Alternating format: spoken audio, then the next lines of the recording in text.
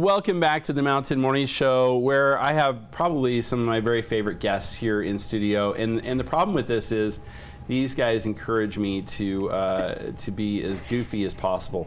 Because why? They're goofy. That's right.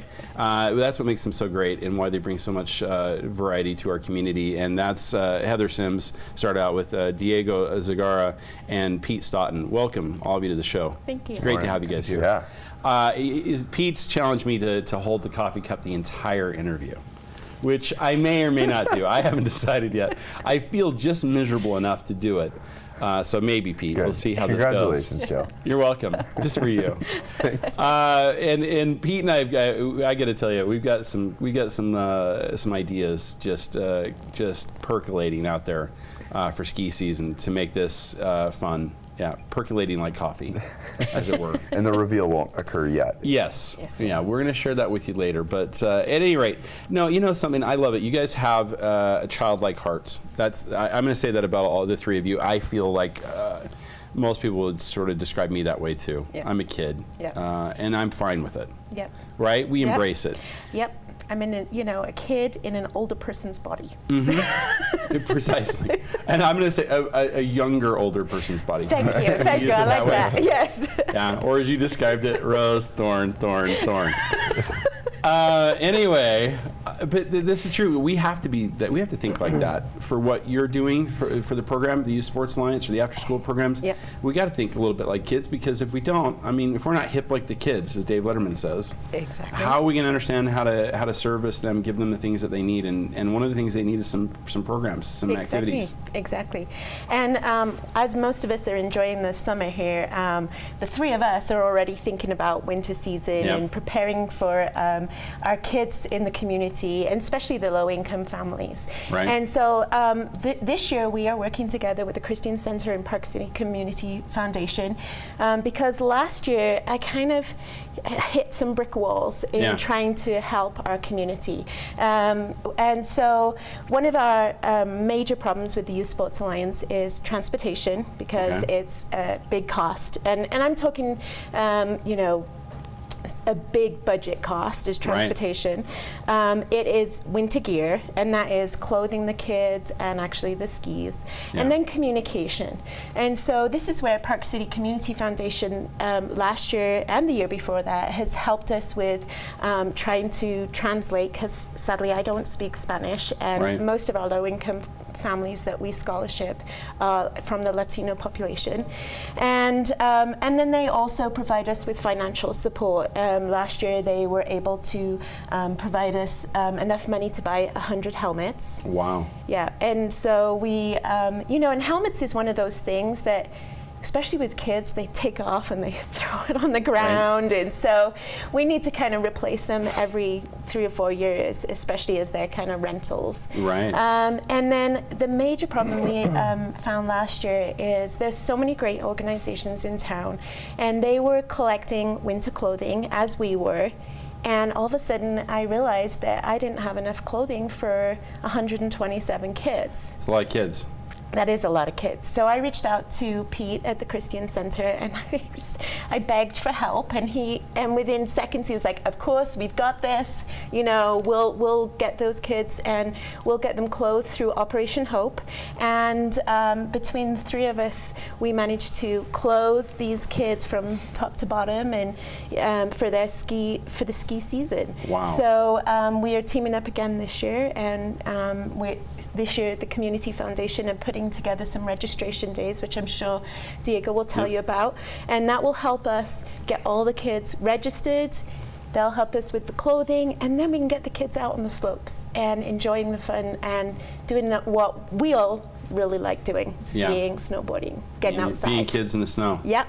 This is so important. We talked, and I know you and I have talked about this, but we talked about it with so many of the other organizations that come through here. 25% of our kids are on the lunch program. Free and reduced lunch. Oh my gosh, it's hard to imagine that. So when we start to look at people that we need to service to give them an opportunity, that's the group we're serving. Diego, talk about that and about what you guys are doing as far as making this possible. This is a huge commitment for the foundation. Absolutely. At Park City Community Foundation, we have just started with this initiative called the Solomon Fund. And one of its goals is supporting agencies, local agencies, be able to connect with low-income families. We do that, as Heather mentioned, by translating agencies' documents and putting them out there as well. And yeah, we believe that all kids should have the opportunity to access the rich field of play that this town has to offer. Diego, I hope it's okay to ask this, but I'm just going to say this. I mean, as we're not Spanish speakers, at least Stoughton, are you? You speak Spanish a little bit? No. Okay. Whereas we're not, and we probably don't have the opportunity to sort of get reaction like you do. What is the reaction in our community to these programs and to these things? You know, like the real true grit reaction, you hear it. You hear the moms and the kids. What are they saying? What do they say? Well, I've found that there is an appetite on behalf of the Latino community to participate in activities, but for a while, they haven't necessarily been connected with what exists in town. They may not be aware of all the opportunities that take place here.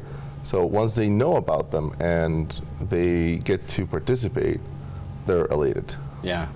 I mean, we're talking real busy working mom and dads here, which, you know, with other concerns often. Just the concern that they get to work tomorrow. Those are concerns that probably come first. The knowledge that on top of that, there's some chances for their kids to have a meaningful opportunity. Pretty important at the end of the day. Maybe not the first thing in their head, but the one they wish they could take care of. I think that is something that most parents feel. Right. Yeah, couldn't agree more. And it's thanks to organizations like Youth Sports Alliance and the Christian Center that we can work together, collaborate, and convene other agencies as well. Yeah. To work more effectively. Speaking specifically about the trying to collect gear, for example, when we work together, we can just do so much better work. Yeah, you know, I'm hoping, I'm always hopeful that, you know, one of these opportunities like this where we're talking about this, because people ask me all the time, well, what does your show do? So, well, we talk, you know, public affairs. We sit down with the community and we talk about some of the things that are important. And every now and then something special happens, and we hope from this opportunity right now that something like that does. And you know, I mean, I'm going to throw it out there and they're going to appreciate it. But, you know, my hope is that somebody like POC or somebody else comes and says, you know what, you never have to worry about that again. Right. We're going to give you all the helmets you need for a year. Yeah.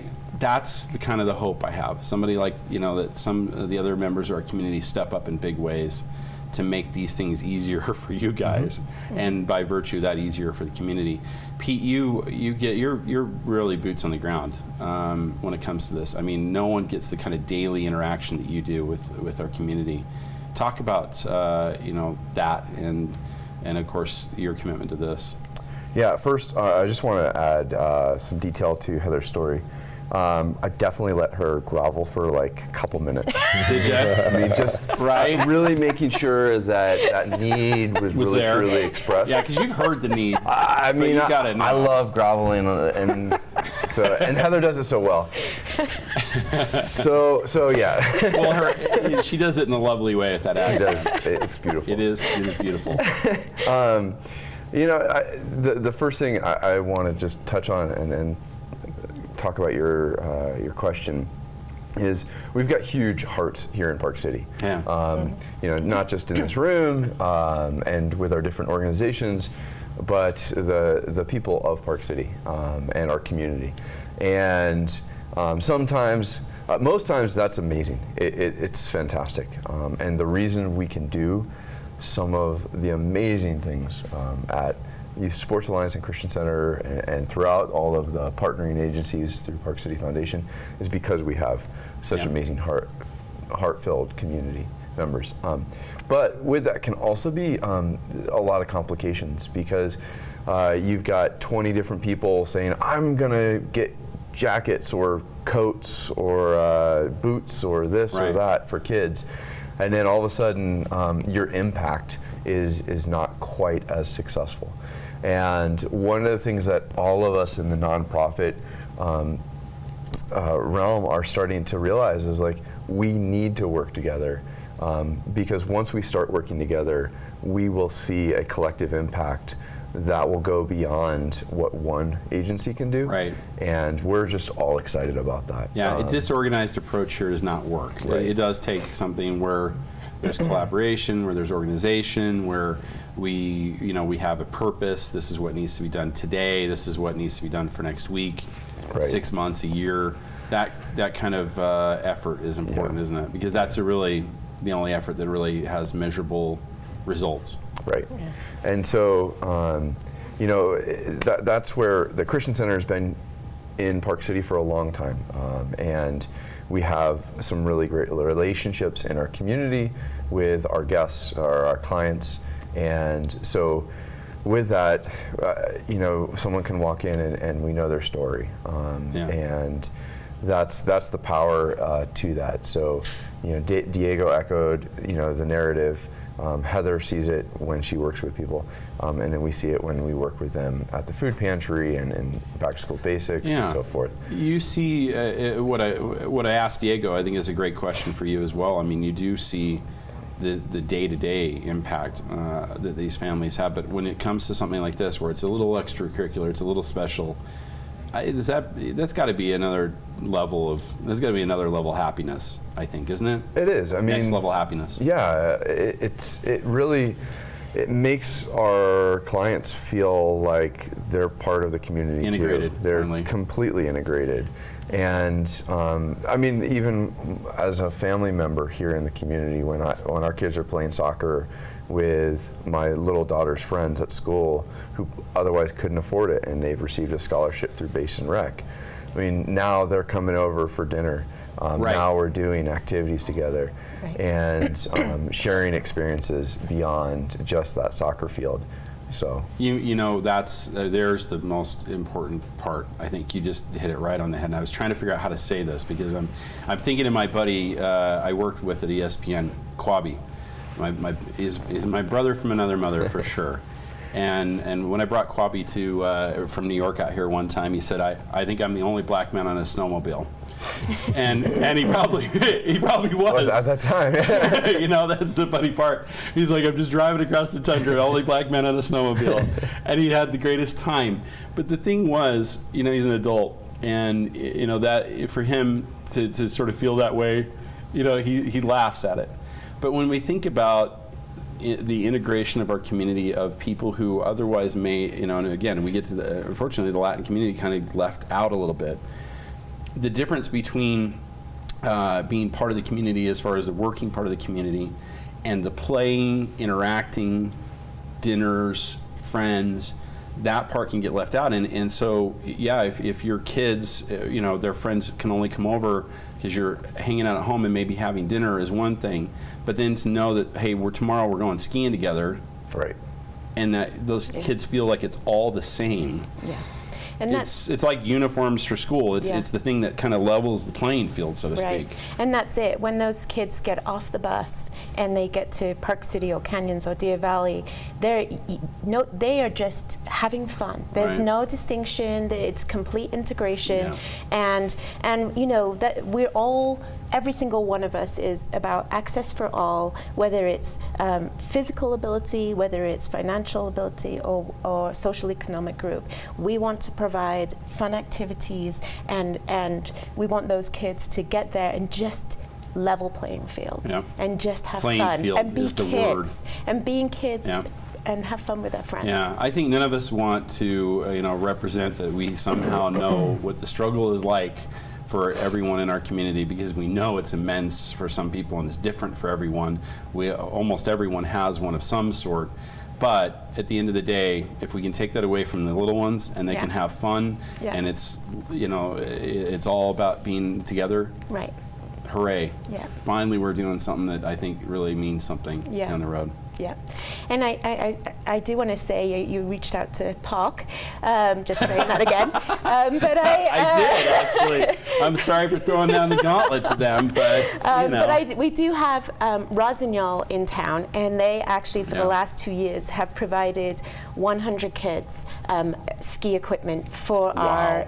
our ski program. So thank you, Rossignol. Wow. Rossignol, we really appreciate it. Yeah, that is so impressive. Wow, Yeah. they are a great company. Yeah. I knew buying those Rossies all those years in the '80s was great. My big go. straights. Yeah. Oh my gosh, that's awesome.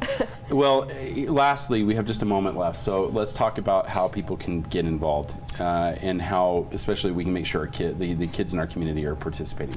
Yeah, well, we'll start collecting clothing soon, and so Okay. those people that are going through their wardrobes right right now, now. and Clean out closets. Yes, save those winter gear for us. And registration night, we have a registration day for all the organizations in town. It is September 10th, we'll be having a unified registration for organizations that offer sports and rec opportunities in town. Okay. It'll be at St. Mary's from 12:30 to 2:30. Excellent. And we can go to ysaparkcity.org to find out about our full programs. All right, guys, I want to thank you as always, Pete. Good job. Thank you.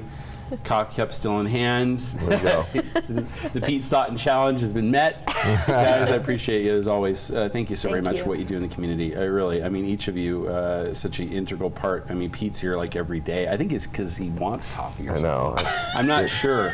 But nonetheless, The I do coffee here. appreciate it. You know, it's a huge impact that you make individually, and that's the huge impact you can make individually too, because it's going to take every one of us to participate in some way in these programs to make sure that we can carry them forward and involve every single child in our community who wants to be a part. And that is what makes this place so special. So that means you are what makes it special. If you need more information, you can go to the Youth Sports Alliance website, and of course you can also check out the Park City Community Foundation's website, as well as the Christian Center. We got a lot more coming up here on the Mountain Morning Show. We will be right back.